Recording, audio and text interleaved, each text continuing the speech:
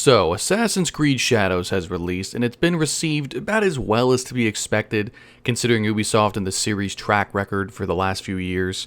I would personally give the game like a 6 out of 10, but it seems to be averaging around the high 7 or low 8 mark, which is interesting to me. While I consider the game a step up, at least in terms of like gameplay mechanics, and overall the much shorter length compared to Valhalla, what really drags this game down is the characters, the story, the writing, and the abysmal English voice acting. Resentment can grow quietly without much warning after a storm. Mushrooms can too. Shiitake? Mushrooms. The smell of dirt, grass, and rain. And like we all guessed, Yasuke just feels like an afterthought, not only in terms of like gameplay, but in story as well. It feels kind of like what everyone expected. He was added for publicity's sake, and maybe after Tsushima's success, they wanted to incorporate some form of samurai-style gameplay, and rushed his inclusion to the story. Now, as for the setting, we fans have been begging for this setting almost since the beginning of the franchise, and now that we finally got it, it's just not as good as we all probably made it out in our heads.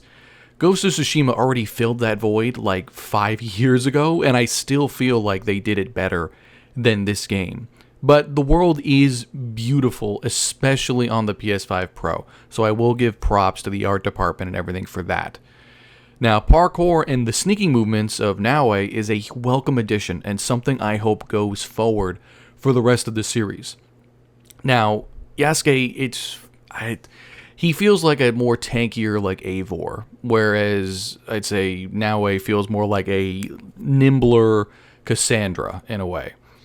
Now, I made a video just recently, a couple weeks ago, about how Assassin's Creed I feel like needs a reboot for the modern day story.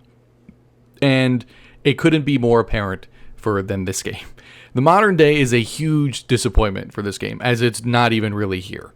There's no continuation of what was left from Valhalla and Mirage with, Basim and, the Reader and Desmond and all that juicy stuff. Basim finding his offspring in the modern day setting and stuff like that.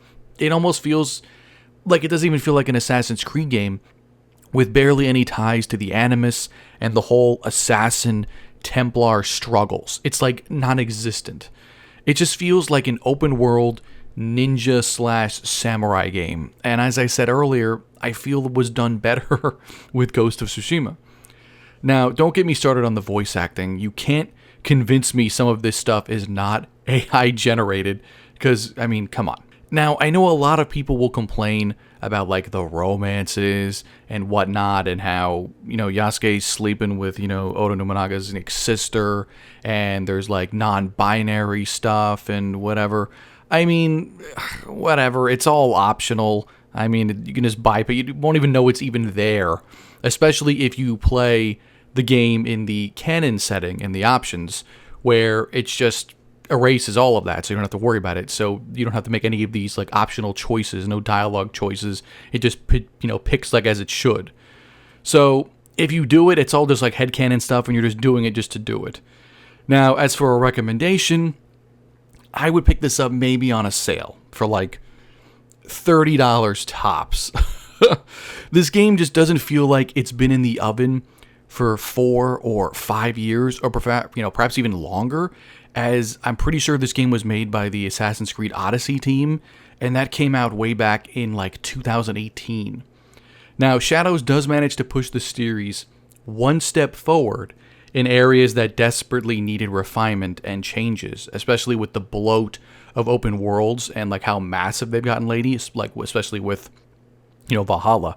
I felt like every time I turned that game on, there was a new update with more stuff, and that 100% completion rating kept shrinking, and I had to keep going back and like biting my nails and like, oh my god, if I turn on the game, is there going to be another update with more content, another expansion that I have to do and make sure I get this platinum and it's all 100%?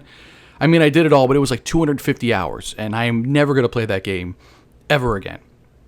Now, just these games are just massive, but I feel like even with the one step forward they take by shrinking the game down and making some of the combat a little bit better and the stealth a little bit better and some of the tools you get a little bit better. It also takes 2 or even 3 steps back in terms of characters, storytelling, and especially voice acting, which may be the worst in the series in my opinion. Naoe just isn't very interesting. The struggle isn't very interesting. She's very stoic. She's almost identical to like what Yasuke is. He's very stoic. They have almost zero personality. And the story is pretty bland almost the entire way through until like the very tail end. And I mean tail end, like last couple hours. So it just feels like it's by the numbers. And for something that we've all been waiting for over 15 years, to finally have this setting and characters in this setting and story in this setting and how it would look like, how I imagined it was that it was going to be like the Templars were like the samurai in a way for order, and the ninjas and all them would be like the assassins, the shinobi, the assassins, and like that's what I thought it was going to be, but we got like nothing even close to what that is. So here's hoping what comes next fares better than this.